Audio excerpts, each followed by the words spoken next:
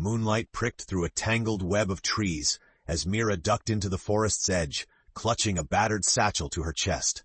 The voices were quieter tonight. Too quiet for this part of the valley where the woods usually hummed with gentle chatter. She knelt by a twisted root and pressed her palm to the bark. Usually a pulse would tingle in her fingertips, a warm greeting from the old silver birch. Tonight, only a faint shudder answered her touch. She whispered, "I'm here, Yarrow. Please, are you all right?" Her words trembled in the hush. The forest, her oldest friend, offered only silence. The unease curled inside her like smoke. Suddenly, the undergrowth rustled, and a fox, rusty as autumn's leaves, darted before her. The fox's eyes glimmered emerald, wiser than any beast should be. He grinned, really grinned, then sat on his haunches. "They're taking the voices, little human," he said, his voice a low sing-song that shivered along Mira's spine. "Didn't your garden warn you?" Mira stumbled back in disbelief, but something inside her, a root, a spark, accepted the impossibility. "Who are you? What do you mean, taking the voices?" she demanded. He flicked his tail, amused. "Names are dangerous here. You can call me Ash. As for the voices, can't you feel the hush spreading?" She looked around. Even the wind held its breath. Branches scratched urgent warnings overhead. "What's happening to the grove?" she breathed. Ash's gaze turned serious. "There's a shadow in the heartwood. It devours the old pacts, the whispers between your kind and mine. It's hunting for silence. Unless you're braver than you look, little apothecary, the forest will never speak again." Mira's fear hardened into resolve. She'd spent her whole life tending the wounded roots and brewing wild medicines from the grove's secrets. She squared her shoulders, facing the fox. "Then we have to stop it. I can help, if you lead me." Ash winked. "Good. You'll need a fox, and I perhaps need you. But first, can you answer a riddle?" He folded his ears expectantly, and for the first time in her life, Mira realized she stood at the threshold not just of the forest, but of a story where she might matter. Before her the grove waited, holding its breath, begging her to listen. Ash's whiskers twitched as Mira hesitated, the scent of damp earth heavy between them. He spoke softly, his tone layered with mischief and meaning. "A riddle, to see if you're ready. Listen close. I fly without wings, I cry without eyes. Whenever I go, darkness flies. What am I?" Mira frowned, working it over. Wind, she thought, but her mind flickered back to the stories the trees told on stormy nights. "Is it the wind?" she guessed. Ash's tail swished as he dipped his head in approval. "So the apothecary listens well. That's good. You'll need every sense awake where I'm going." He turned, heading deeper into the thicket. Mira hesitated, peering back at the faint flicker of her village lanterns, the safety of herb jars and warm sleep. Then she followed, the path closing behind her like a secret. The woods thickened. Trees like giants hunched in council. Shadows crawled across the path. Every so often, Mira caught echoes, brief, broken songs caught in brambles, then snatched away by silence. "Why are you helping me?" Mira asked, voice barely above a whisper. Ash kept his nose to the trail. "I owe the grove a debt, a trick once played, a gift never given. And you, Mira, are the first human to listen to its true tongue in generations. Maybe you can mend what was broken." They paused by a gnarled oak, bark carved with ancient sigils. Mira's fingers tingled as she traced the grooves, voices leaking through her skin, ghostly soft. "Remember us. Remember the pact." "There was a pact," Mira said. Ash nodded, eyes thoughtful. "Long ago your kind promised respect, tending the old roots, never taking more than needed. In return the grove shared its secrets, its medicines, its wisdom. But memories faded, greed grew. Now the shadows feed on what was forgotten." Wind rattled dead branches overhead. Mira's stomach twisted. If this shadow steals the voices, what happens to the souls in the trees? Ash's response was grave. "They are lost. Wiped clean, emptier than winter. And soon the shadow won't stop at bark or leaf. It learns hunger for all living things." A chill ran through Mira. She steeled herself. "How do we find it?" Ash tipped his head, then pointed his nose down a path where even moonlight dared not wander. "To learn the shadow's name, you must meet the heart of the grove. But first, there are 2 more riddles and dangers for both fox and friend." Mira sucked in a breath, stepping closer. "Ask your riddle, Ash. I'm not turning back." As they pushed on, the forest seemed to lean closer, that ancient hush full of promise, warning, and hope. Branches clawed at Mira's sleeves as she followed Ash, shadows flickering between trunks. Her heartbeat drummed quick and anxious, but somewhere beneath that was excitement, a sense that her life was splitting open and blooming into something new. Ash stopped at a glistening stream, its waters silver-laced and swift. Roots twisted at its banks, snaring something dark, more shadow than reflection, beneath the rippling surface. The very air burned cold. Ash eyed her sidelong. "Ready for your next riddle, Mira?" She nodded, steadying her breath. Ash's voice was low, words curling in the mist like a spell. "I am taken from a mine and shut up in a wooden case from which I am never released, and yet I am used by almost every person. What am I?" Mira frowned, thinking hard. Ash's gaze was unwavering, the moments stretched tight. She let herself remember the tools she used daily, the things she packed in pouches and drawers. "Pencil? Or graphite?" She said slowly. "Is that the answer?" For a flash, Ash beamed with delight. Cleverer than most grown foxes, 2 for 2. The shadow tangled in the water thrashed suddenly, drawing their attention. Mira watched as silvery roots lashed forward, trapping it, as if the grove itself fought against the dark. An eerie moan echoed, unearthly and desperate. Mira shivered. "Is that one of the lost voices?" Ash's eyes glinted, sharp. "A fragment only. Not yet gone, but not safe either. The grove remembers misery stronger than peace. The shadow gathers its crumbs and grows fat." Unsure, but driven by a sense of duty, Mira knelt at the bank. She whispered the old words she'd heard from her grandmother, a blessing for lost things. The roots seemed to pause, quivering, and Mira felt a whisper brush her mind, fragile and scared. "Find the heart. Restore the name." She turned to Ash, her resolve strengthening. "What do I do with what I learned from your riddles?" Ash's tail flicked restlessly. "You must offer the answers to the grove itself, deep within. Prove you are worthy, and the heart will grant you its truth, perhaps even the shadow's true name. But the journey ahead grows darker. The next test is not only wit, but courage." Mira looked at the snarl of trees and the lurking gloom, her knees trembling, yet her spine straightening. "Show me," she whispered, more a plea than a command. Ash nodded, stepping over the stream in a single bound. He waited for Mira with that foxy grin, encouraging and full of secrets, as they plunged deeper toward the heart and into the teeth of ancient, waiting silence. They pressed onward, Mira's breath puffing in cold bursts as branches knit tighter around them. The forest silence deepened, growing thick and unnatural, the kind that made her ears ache. Only Ash's paws and her own footsteps rustled in the gloom. A dense mist coiled between tree trunks, silvered and impenetrable. Ash halted, hackles prickling. "This is the old stand," he whispered. "The grove's memory is strongest here, and the shadow's grip deepest." Shapes flickered in the distance, faint as dreams. Ghostly figures, faces Mira almost recognized, beloved elders, lost children, murmuring without sound. Mira's chest ached at the sight. She reached for Ash, grounding herself. "Why do they look like people I love?" she asked, voice small. Ash's eyes glistened with hidden pain. "The shadow fools you with longing. The grove tests you.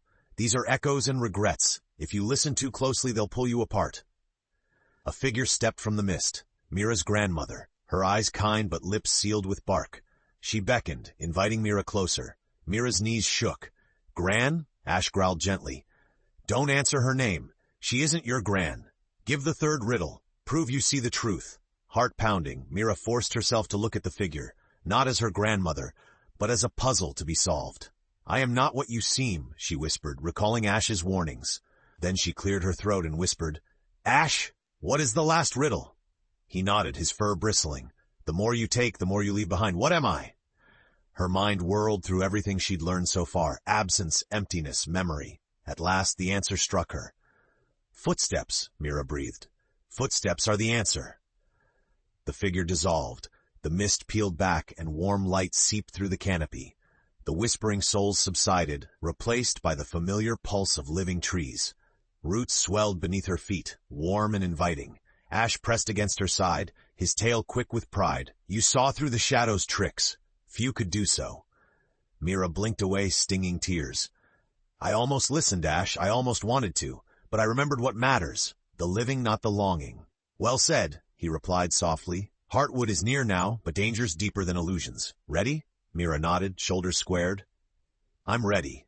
Let's find the heart of the grove before silence takes even hope." Together they stepped through the light, into the ancient sanctuary of the woods and the next turning of their fate. Beyond the haze, the forest changed. Trunks widened, thick as cottage walls, their bark inscribed with luminous glyphs pulsing with slow life.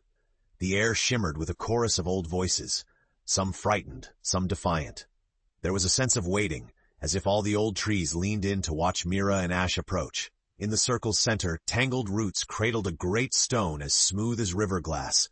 Green light glowed within it, flickering softly, like a slumbering heartbeat. Ash bowed his head, and Mira, sensing reverence, did the same. "This is the heartwood," Ash murmured beside her. "Speak your answers, offer them to the stone." Mira's hands shook as she placed her palms against the stone's warm surface. "Wind, graphite, footsteps," she whispered, her voice cracking like a seed sprouting. "These are the riddles. These are my truths." The glyphs on the surrounding trees brightened, wrapping her in golden warmth. The ground seemed to breathe. Voices whispered, "First one, then many. You have seen, you have heard, you remember." Ash transformed, his shape wavering, then stabilizing, eyes wild, tail flashing fiery. He looked deeper than ever, less beast and more ancestral sprite. "Few humans cross this ring," he said softly. "Fewer still passed." A rumbling voice echoed from its core. "Mira, the shadow feeds on what is forgotten. It has no name of its own. You must give it a name, one that binds its hunger and ends this silence." Mira's mouth went dry. "But how do I find the right name?" The voices overlapped, urgent and sorrowful. "To name a thing truly, you must see it, know its shape, feel its ache. Only then are you stronger than its hunger." Ash gazed at her, his eyes now both animal and something more. "You'll have to follow it to its lair, Mira. I will guide you as long as the pact holds in my heart. But after that, you'll face it alone." A crash echoed from beyond Heartwood. Shadows recoiling, shrieks like branches snapping beneath a storm. Something was coming, something sensing Mira's newfound power and growing desperate. Ash bristled. "The shadow knows we are here. The final trial approaches. It will throw every trick and terror against us now." Mira's courage steadied, fierce and clean. "Then let's go quickly," she said, voice firmer than before, "while there's still time to save the grove." Heartwood's light bent to open a narrow path, suffused with trembling hope and warning. Together, girl and fox surged forward, toward the lair where silence dwelled, and where the fate of all voices would soon be decided. Mira's feet thudded down the path carved by Heartwood's light, Ash keeping stride at her side. The air grew harsh, heavy with the scent of rot and fear. Each shadow seemed to twitch menacingly as they passed. Mira caught snippets of lost voices, a child's laughter, a song unsung, memories gnawed to ragged silence. Ash's tail flicked, part warning, part comfort. "Don't let it steal your memories. The closer we get, the more it will reach for you." They crossed an arch of ancient thorns, descending into a hollow drenched in twilight. The very earth seemed to whimper beneath Mira's boots. All around, trees stood twisted in mute anguish, their bark blackened, limbs frozen in mid-cry. A low, hissing wind wound through the hollow. From its heart something lurked, a shadowy mass, ever shifting, its surface catching the flicker of lost faces. It had no form, no edges, a gloom that wanted and wanted. Mira's knees wobbled, but she squared her shoulders. The shadow recoiled, sensing her resolve. It began to swirl faster, heightening the pressure around Mira's mind. Thoughts grew sluggish, each breath harder to claim. Ash bared his fangs. "Hold to the truth, Mira. Remember who you are." Mira clenched the memory of her mother's voice on summer mornings, babbling brooks by the village, healing hands on battered bark. The shadow shrieked, recoiling as if burned by her will. It prowled the edge of the hollow, now desperate, shifting into the forms of lost friends, beloved teachers, Mira's old dog. Each illusion reached for her, calling her name in pleading tones. Mira's voice shook, but she shouted, "You are not real. Your hunger cannot have me." Ash chased the illusions away, snapping at their heels, his every movement laced with ancient wild magic. The shadow writhed, furious, and drew inward, growing smaller but colder, more concentrated. "Soon," Ash whispered, "it will be forced to reveal its true shape. When it does, you must be ready to see it, truly see it, so that you may name it." Mira nodded, sweat slick on her brow. She pressed forward, chasing the shadow deeper into the lair. Each step left the world she knew further behind, trading comfort for truth. As they plunged into darkness, Mira felt the eyes of the grove on her, Countless witnesses believing, for the first time in 100 years, that a human's heart might turn the tide. The hollow narrowed into a cavern beneath the deepest roots. Mira's breath formed pale clouds as the air grew colder still. Curtain after curtain of darkness hung before them, broken only by glimmers of the green-gold light Ash carried atop his fur like embers.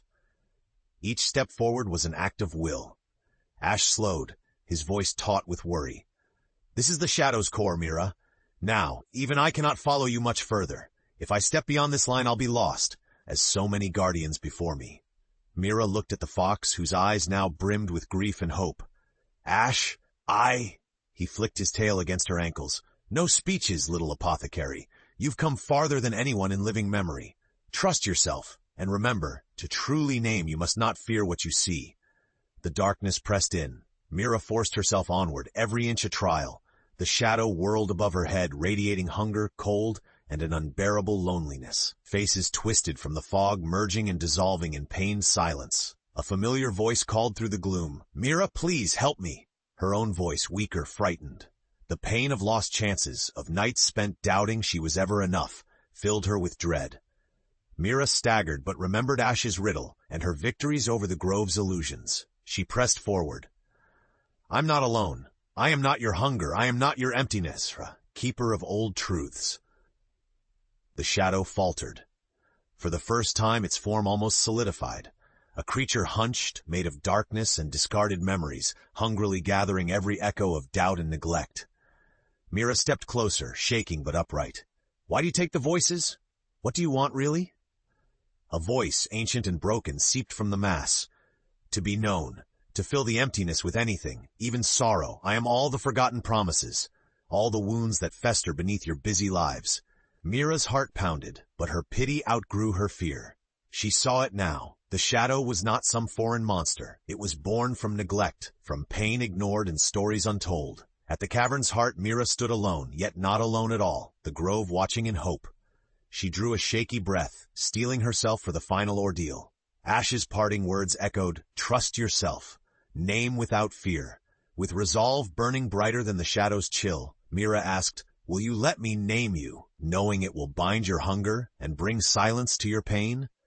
The hollow seemed to hold its breath, the struggle teetering between annihilation and hope, as the grove's fate balanced on the answer that would follow. A tense hush claimed the cavern.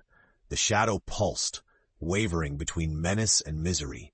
Mira's heart pounded so loud she feared it would shatter the fragile piece she'd scraped together. Ash's ember light flickered from the entrance, a silent promise that she was not forgotten, even if she now stood alone. The shadow's voice scarcely rippled the air. "Name me. What is a name to a hunger that never ends?"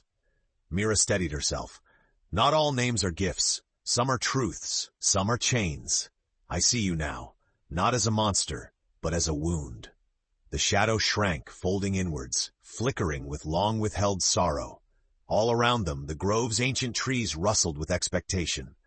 Holding her courage, Mira stepped forward, focusing not on her own fear but on everything the grove had taught her, about pain, healing, and the old promises between living things. "Once this forest and my people made a pact. We kept each other whole. When we forgot, you grew strong. Silence and sorrow gathered, until all that remained was this emptiness." "I am emptiness," the shadow cried, agony rippling through it. "Broken oaths, lost memories, banished voices." Mira's voice softened, though tears brimmed in her eyes. "But an emptiness named can be mended. A wound faced can finally heal. That is how broken things become whole." She drew from her grandmother's wisdom, from the lessons of the trees and the power in words spoken with care. "I name you regret. I name you longing. I name you sorrow. But also I name you hope, for without wounds there is no healing." The shadow howled, twisting as if the words themselves burned and soothed together. Light seeped through its hunched form, gold and green like dawn through new leaves. The grove responded in kind, humming and trembling, renewing the bond between people and the old souls of the forest. "Does it hurt?" Mira whispered as the shadows split further, fragments swirling around her hands. "It is pain," the shadow answered, voice gentler, more human than monster now. "And it is release." Ash crept closer, passing safely now. His eyes shone with awe. "You did not defeat it, Mira. You understood it. More than anyone, that is the truest kind of strength. But even as the shadow's terror faded, Mira sensed the story was not yet over. The grove still quaked. The wound was named, but could it be healed? Roots shifted. The real test was yet to come. Would the villagers accept the new pact, or would fear and neglect return? Mira's final task would soon demand more than courage. It would require faith in her people and in herself. Light began to stream into the hollow, banishing the clinging mists and salving the wounds on every tree. The shadow, now shaped and finally silent, was not gone, but transformed.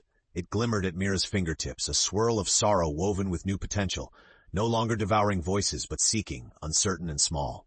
Ash circled Mira, his paws barely making a sound. You've named it, but the pact is only remade if all remember. The grove cannot heal if only you understand. Mira nodded warily, feeling exhaustion threaten to drag her to her knees. But she stood firm. I have to return. My village must hear all I have learned, about regret, about our first promises, and what happens if we turn away again. Ash's voice was gentler than ever. Let me guide you home. They retraced their steps, the silence softer now, filled with the whispers of hopeful trees. Where once Mira had passed through fear and illusion, the grove now watched her with silent appreciation.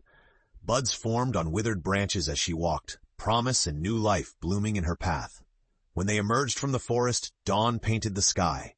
Villagers waited at the edge of the wood, worry and suspicion etched on their faces. Mira stood tall, holding the strange swirling shard of the transformed shadow between trembling hands. She went into the trees, someone gasped, and returned alive? Ash sat at her feet, regal and mysterious. Mira's voice rang out, clear and certain for the first time. The grove is wounded but waiting. The shadows that haunted us were born from our neglect, from pacts forgotten and voices ignored. It will happen again unless we remember what makes us whole. Eyes darted. Old anger threatened to boil. But Mira pressed on. I brought back not a curse, but a chance. This, she lifted the sorrowing shadow, is regret and hope together. If we care for the forest, if we listen, if we heal what's broken, the grove will protect us for generations to come. There were murmurs, skepticism, but also curiosity. Her old teacher stepped forward, knelt, and placed a hand over Mira's. Let us learn again, with you as guide. Ash smiled proudly. The Pact's words echoed across the glen, ancient and bright. But as villagers followed Mira into the healing grove, Ash whispered, Every pact is a beginning, not an end. Shadows may return if memories fade. The grove's fate rests in every heart, now and always. Mira understood her journey was only just beginning, and so too was her people's. The greatest test was not the shadow, but the promise to keep healing together. The sun climbed higher, scattering golden light across the clearing where Mira's words hung between the villagers and the woods. There was a hush, heavy with uncertainty, but also with possibility. Mira's heart thudded with hope and dread. She knew the grove's survival depended on what happened next. She began to teach. Day after day, Mira gathered the people at the forest's edge. Children learned to listen for root whispers. Elders remembered old songs, and the apothecary's hut became a meeting place alive with stories of healing and respect. She spoke of regret and hope as one, showing the villagers how both hurt and forgiveness can dwell side by side in every heart, every root, every leaf. Ash watched, ever the watcher and guide, though sometimes his eyes glimmered with a knowing sadness. It is never finished, he told Mira as spring pressed its green thumbprint on the grove. You have begun the healing, but fear will return and wounds will ache again. Promise me you'll keep reminding them. Mira smiled, older, wiser, and no longer just an apothecary or a frightened girl. I promise, as long as I live, the stories in the pact will be told. The grove will have a voice. One evening, a great gathering formed beneath Heartwood's glowing boughs. Mira offered the transformed shadow, a gentle flame of memory and sorrow, to the ancient stone at the grove's heart. Lights surged through the trees, weaving every villager, every fox, every hidden thing into one thrumming chorus. The grove pulsed with gratitude, no longer burdened by unspoken pain, but alive with the promise of renewal. People wept, songs rose on the wind. Even Ash, sly as ever, let Mira hold him a moment, just long enough to whisper, "Well done, little human." In time, silence would try to return. Darkness always gathers outside the circle of the fire. But now, Mira's name, and the story of how even regret can be healed, lived on. whispered by every leaf and root throughout the land. And whenever fear returned, the grove would answer, not just with memory or caution, but with a hope that could never be stolen again.